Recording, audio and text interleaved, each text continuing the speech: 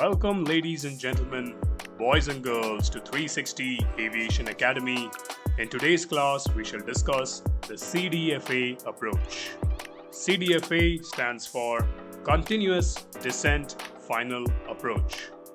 Let's look at the definition of CDFA before we execute this approach. A continuous descent final approach is a technique consistent with stabilized approach procedures for flying the final approach segment of a non-precision approach procedure as a continuous descent without level off from an altitude at or above the final approach fix to a point approximately 50 feet above the landing runway threshold. So what does this mean? To understand CDFA, let's see how you would execute a typical non-precision approach, that is, a non-CDFA approach. If you had to execute a non-precision approach, you would first fly over the FAF or the final approach fix. At the FAF, you would commence a rate of descent until you reach your MDH, which is your minimum descent height. At this point, you would level off and fly this height till your missed approach point or MAP. At your missed approach point, if you sight the runway, you can execute the landing. If not, you would execute a go around. This is how you would commence, or rather apply a typical non-precision approach procedure. Let's look at the charts. So this is a Jefferson chart for Mumbai VOR runway 27. In this approach procedure, if you are executing this approach, you would fly this altitude, which is 2,600 feet, until your final approach fix, which is at 8 miles, at which point you would commence your descent, okay? Assuming that your descent is at a constant rate of descent, let's say your approach speed is 140 knots, so you would descend at approximately around 743 feet per minute, and then you will reach your MDA altitude. At your MDA, you would level off and fly along this MDA all the way till your MAP or your missed approach point. At this point, if you see the runway, you can execute the landing. If not, you execute a go around. So as you can see that your typical non-precision approach has multiple level off segments. You would level off at least twice, one at your platform altitude, and number two again at your MDA, you would level off and then proceed to your MAP. This is a highly inefficient approach because it increases the pilot's workload, it increases the fuel burn, etc. for you to fly this level off segments in this approach procedure. So what does the CDFA approach do? Remember, the CDFA approach is a continuous descent approach. So let's have a look at this diagram here and you will understand the difference. The blue line is the approach which I just described, which is a typical non-precision approach. You start from your FAF, go to your MDH, level off, and fly till your missed approach point, and then execute the landing or go around. The red line here depicts your CDFA approach. Remember, it is a continuous descent at a constant angle. So once you cross your final approach fix, you would descend at a constant angle continuously all the way till your MDH. At your MDH, if you can sight the runway, you go ahead and land, maintaining the exact same angle which you have been doing so far. If you do not see the runway, you execute a go around. As you can see that this approach is significantly easier for a pilot to execute because it just requires one continuous descent all the way till your MDH. And even if you have to go ahead and land after this, it would be easy for you to continue the approach and land because you'll be maintaining the exact same angle all the way down to your runway threshold. So let's have a look at how this approach would be executed on your Jefferson charts.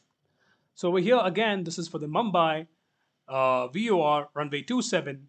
You are flying your platform altitude of 2,600 feet and you would commence your approach at your final approach fix. The only difference over here would be that you would fly this at a CDFA angle of 3 degrees today. That is a continuous descent angle of 3 degrees. You would fly this approach likewise all the way till your MDA. At this point, if you see the runway, you can go ahead and execute the landing. If you do not see the runway, you will have to initiate a go around. As you can see, there are no level off altitudes over here, and it is one smooth continuous descent all the way till touchdown. This is called a CDFA approach. Now, things to remember in this approach is number one, it is meant to be used for a non-precision approach only because you do not have an ILS signal. For example, in this case, we're using it for a VOR approach, runway 27. Number two, it requires that you fly this using stabilized approach technique.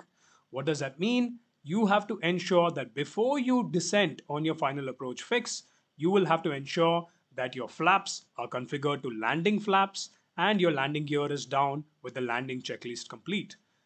In other words, the only thing remaining for you to do is descend at that constant descent angle and then go ahead and land. Apart from which, a third additional point which has to be remembered is in a CDFA approach, typically the regulatory authorities require you to add an additional safety margin of 50 feet to your minimums. In this case, you can see that your minimums is set at 1020 feet. That would mean you would add an additional 50 feet, making the revised minimums to be 1070 feet. The reason this is being done is to add a safety buffer on your descent. Because you are descending at a continuous angle all the way till your MDA, the regulatory authorities understand that it would take some amount of altitude loss before you initiate the go around. So they would add another 50 feet, and instead of 1020, you would initiate the go around at 1070 feet. This altitude is called your DDA, Derived Decision Altitude. This 50 feet is a safety buffer which is added in to ensure you do not have altitude loss when you initiate the go around. Let's look at the regulatory authorities and their definition of the DDA. So you can see that in case of the application of the CDFA technique on many procedures, the derived decision altitude may be used. It is required that the flight crew members should add a prescribed altitude increment of minimum 50 feet to the published MDA to determine the altitude at which the missed approach should be initiated in order to prevent a descent below the MDA or the MDH. Remember, this requirement is country specific, and this is as per the DGCA, the regulatory authority for the Indian aviation segment. So let's see if we can execute this approach in the actual aircraft. So right now I am in the Airbus 320 aircraft and I am positioned exactly 10.4 miles from the runway that is Bravo Bravo Bravo, that is for Mumbai VOR. Now, if you look at my aircraft, I am fully configured in landing configuration with flaps full. I've also put the landing gear down and my landing checklist is complete. Now at this point, I'm going to continue the approach and you will see how I will commence a continuous descent. Now I'm at 10.4 miles from Bravo Bravo Bravo, and as you can see, this approach requires that when you're 8 miles, that is your final approach fix, at 8 miles I'll have to commence the descent. So let's continue the approach. I have unpaused the simulator and you can see we are beautifully established on the final approach segment. My apologies, on the approach segment for Mumbai VOR runway 27. As I approach the final approach fix, which is 8 miles, just before that I shall select the CDFA approach. I will select the track over here and then I will select -3 degrees, which is what is the final descent angle for Mumbai. So I have selected 3 degrees. So I wait for 8 miles. Remember, I have only selected it. Okay, so I shall wait for 8 miles. And as I approach the final approach fix, as you can see over here, I'm approaching the final approach fix. So now from my platform altitude of 2600 feet, I shall commence the descent by pulling this button here. Now let's look at what the aircraft does. As you can see, the aircraft has now commenced a descent at 3 degrees. It has commenced a descent at 3 degrees from my final approach fix. Now, as you can see, I will continuously monitor my profile along with my Jefferson charts. As you can see, I'm approaching 7 miles from Bravo, Bravo, Bravo, and at 7 miles, I'll have to cross-check the chart. I'm at 7 miles and approximately 2,300 feet. So you can see here that this matches this altitude cross-check. At 7 miles from Bravo, Bravo, Bravo, I'm expected to be at 2280 or 2,300 feet. So my altitude cross-check is correct. I continuously do this all the way till the minimums. As you can see now, I'm approaching 6 miles and I'm crossing an altitude of 1960 feet.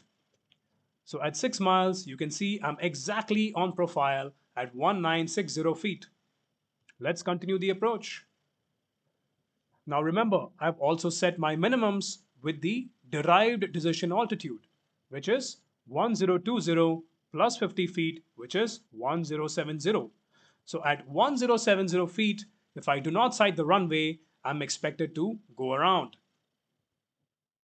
And as you can see now, I'm approaching my minimums, which is 1070. At this point, I look outside for the runway, and you can see the runway is clearly visible, at which point I would disconnect the autopilot and then align myself with the final runway track, which is 270 for Mumbai, and finally execute the landing.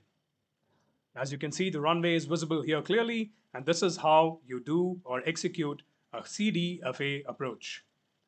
I trust you have enjoyed this class on the differences between a typical non-precision approach and a continuous descent final approach, which is CDFA. And please remember, the old name for CDFA used to be called CANPA, which is Constant Angle Non-Precision Approach, and both CANPA and CDFA typically refer to the same procedure. Once again, thank you for choosing 360 Aviation Academy and have a beautiful day.